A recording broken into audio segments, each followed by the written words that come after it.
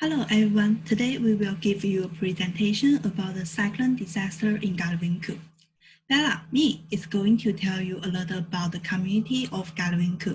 Sheena will talk about some of the community's traditions. Nikky will describe the cyclone and the problems it caused. Now we'll explain the cause of cyclone, and Sheena will summarize some of the measures that have been taken by relevant authorities. Now let me tell you a little bit about Galiwin. Galiwin is located on Elcho Land in the East Archean region 550 kilometers northeast of Darwin. Galiwin is located in the coastal area and belongs to the Mediterranean climate in the southern hemisphere.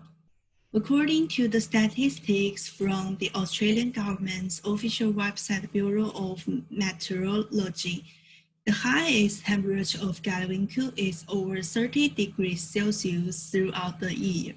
The lowest temperature is between 20 and 25 degrees Celsius in the rest of the year, except that it drops to around 19 degrees Celsius in July and August. The temperature difference here is not very great and the temperature is pleasant. However, due to the flat terrain near the sea, Galiwin has suffered from natural disasters such as hurricanes, tsunamis, and floods for a long time. Galiwin also has a well-established government administration and manufactories. According to the Department of Trade, Business and Innovation released by the Northern Territory government, the economy of the Galiwin community is mainly based on the tourism and the industry. Elcho Land Airport is located near Galiwin. Now let's talk about the demographic situation of Galiwin. According to the census published by the Australian Bureau of Statistics in 2016, the total population of Galiwin is 2,206, of which males account for 50.5% and females account for 49.5%. The proportion of Aboriginal people here is as high as 88.4%. And it's worth noting that as of 2017, the employment rate of the indigenous people in Galiwin reached 33%. Many of the Aboriginal people here are Dua, who belong to the two branches of Yoling people together with Yirija. The Dua people will call themselves Kokalengo Mala. The language they speak is Pama-Nuyagan, which is one of the most common Aboriginal languages in Australia. The community closest to Galiwin is Kapuviak, which belongs to the same Archean land as it. According to the data from the East Archean Regional Council, the population here is 923 and the proportion of indigenous people is high as 94%. The two communities not only belong to the East Archean Regional Council, but also use the same indigenous language. From the Roma to Real website, the distance between the two places is 59.4 kilometers, and there are two options for travel, by plane and by bus. Thanks for Bella. Next, let me introduce some interesting things about the Galiwin. Firstly, let's talk about the local government. The history of this area is very long. Aboriginal people have inhabited this region for more than 40,000 years. During this time, Galiwin changed their government several times. But since 2008, Galiwin became a part of East Asian Share and the council took over local government. This council bases on Darwin and with a regional office in Newlanby. Anything has two sides. On the one hand, this council built infrastructure and improving the quality of community service, which include accommodation, aged and disability service, children and family service, community patrol, environmental and vested service, local emergency management and traffic management. It is worth to mention that for our topic, the service of community patrol and local emergency management and the traffic management are very useful for disaster prevention. On the other hand, this council still facing many challenges such as indigenous economic development and have a communication and connection with the aboriginals. Next, let's talk about some interesting traditions of Galiwin. According to the report of G. Rimo Unipingo Foundation of June 24, 2019, the festival was designed as a healthy lifestyle event with healthy message embedded in all of the activities. The key message delivered throughout this week were no smoking, eating healthy, healthy skin, and no sugar drink. The community of Galiwin is one of the three largest remote community in Australia, and as an island, communities find in challenges to organize opportunities to bring community together and express them through contemporary and traditional art and cultural activity. The Galiwin Healthy Lifestyle Festival is one way to do this, and this at the same time allow the healthy lifestyle message to be shared using all face of arts, music, and dance. And the second one is the smoking ceremony. The smoking ceremony is a unique tradition of Yungu people who live in Galiwin. That involves smoldering livers to promote smoke. The Yungu people use this ceremony to clean people of grief of funeral ceremonies. They believe that it can clean spread and the mind of people and connect them to their country. And their research has shown that the liver of Aromophila longifolia that is one of the plants favored by the Aboriginal people for smoking purpose, producing smoking with a significant antimicrobial effects. Another interesting culture is the degredo howling. The Yungu people produce a low frequency sound that we can hear as well as vibration that we can feel. This tradition is highly regarded within indigenous cultures. Vibration howling is used by Yungu elders who play the idagi nearest sick people to help them regain health. Playing the idagi close to the body can be used to breathe up, relieve muscle tension. Contemporary scientists want to find out the secret of this low frequency sound. But the sad fact is knowledge is lost faster than scientists can learn. As the indigenous elders disappear, the experience of this Asian culture may pass on with them. Due to this unique culture, Galiwin is rich in tourism resources. Here have very special culture, arts, plants, animals, and views.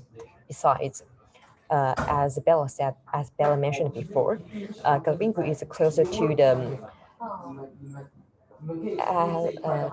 Elcho Island airport.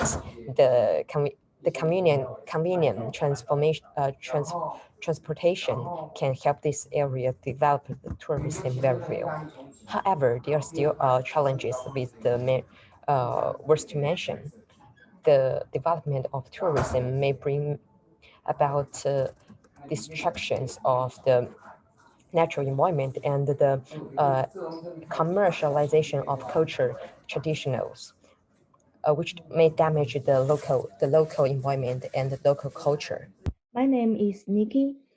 Today I'm going to introduce the natural scenario part in our presentation. So we choose the site Galiwin, and from this table, we can see there are different kinds of natural disasters which has happened in the past few years in Galiwin. For the first one is a transport incident air. Actually, it's not only about the air, but also for the road as well. For the road, it means the motor vehicle and the rail incidents. And for the air part, is contain the aircraft incidents, which has happened in the past few years. And move to is the cyclone problem. It includes in different category 1 to 5. And we can see from this form, the category 4 and 5, which affect the high risk rating. And move to is the bushfire. It means the fire threat to the township, to the housing, to the infrastructure in the Galiwin. And the last one is the severe storms. It's mostly about the most rainfalls, and it often cut the access to unsealed roads for up to about 7 days at a time. And today our presentation will choose the cyclone in the category 4. So I will talk about the causes of the cyclone lamp that we choose this one as our natural scenario. And we can see from this picture is reference from here are 7 things to know about tropical cyclone. And there are 2 points to cause of cyclone. The first one is thunderstorm over a warm body of water, and the second one is little change in the wind with the height. These 2 points mean the first one is about warm water and above the sea level, and the second one is force wind. So these 2 points cause the cyclone happen in this place. And move to is more information about this tropical cyclone lamp. We can see from the left picture, the little blue point is Galiwin place, and the line which the cyclone move ways, we can kind of understand as the cyclone lamp from the east to the south.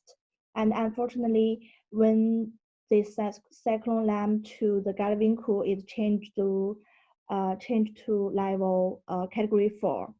And move to the right picture, we can know 1 to 5 different category cyclone cause the different effect.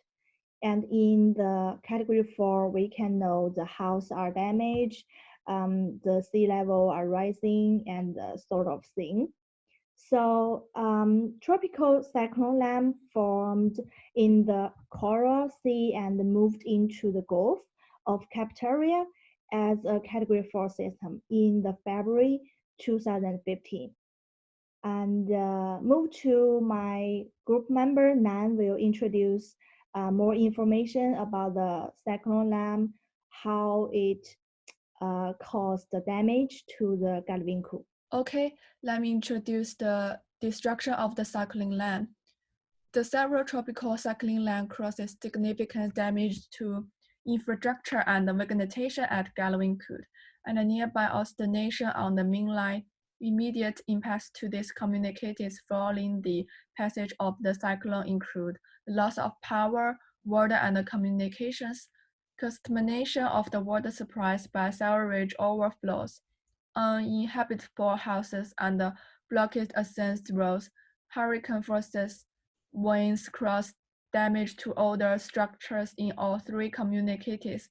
Significant damage was also inflicted on houses, power lines, and another infrastructure by downed trees and airborne branches.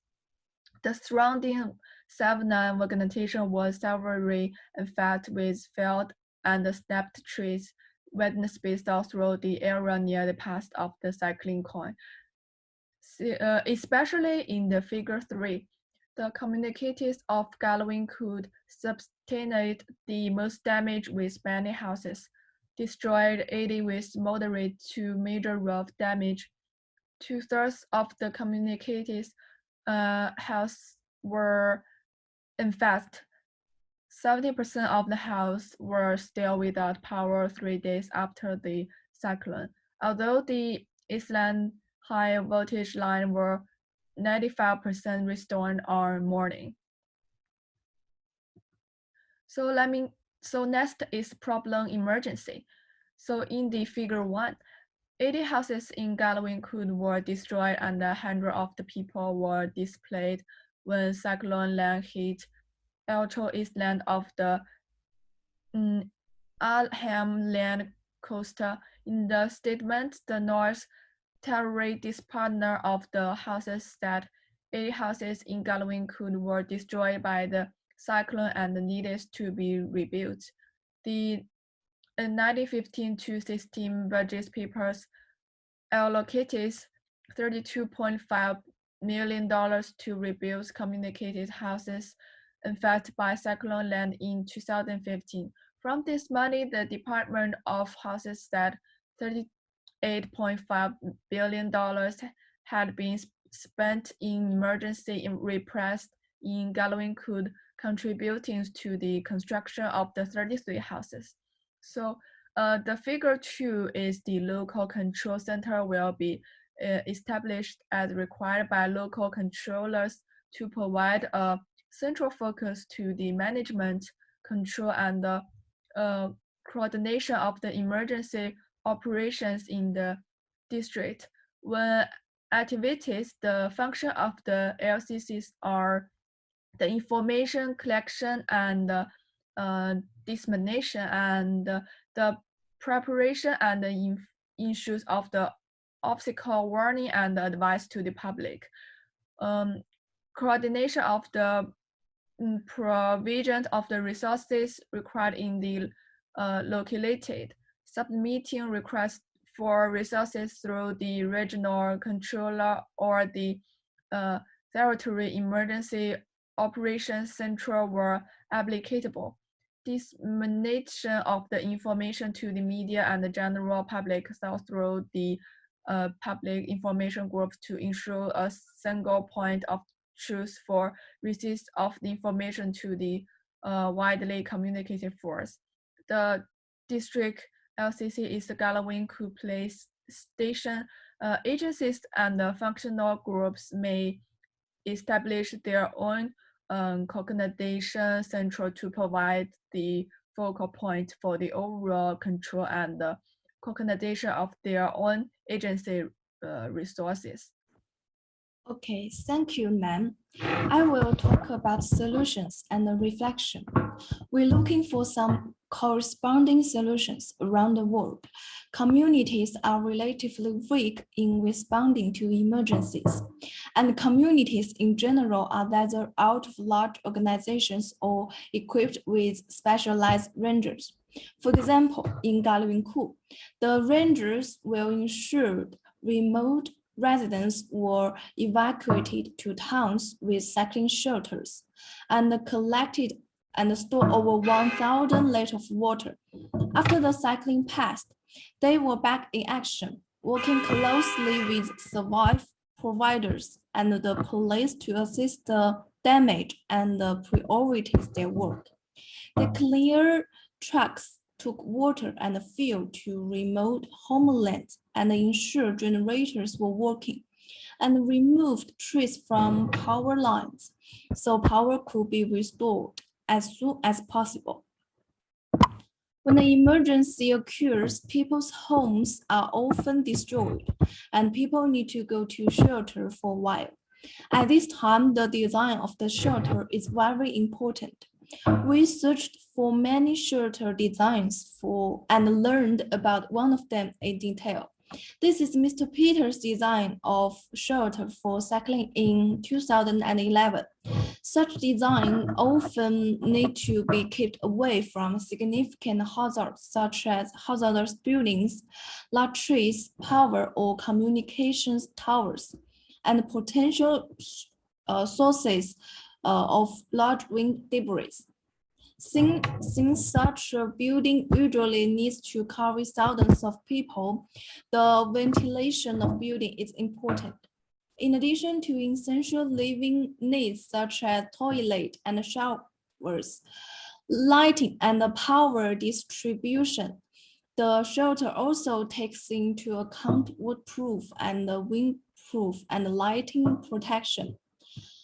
However, almost 5 years after the orphan land community of Galiwin was battered by cycling land, the NT government is yet to spend $20 million of disaster relief funding for rebuilding housing.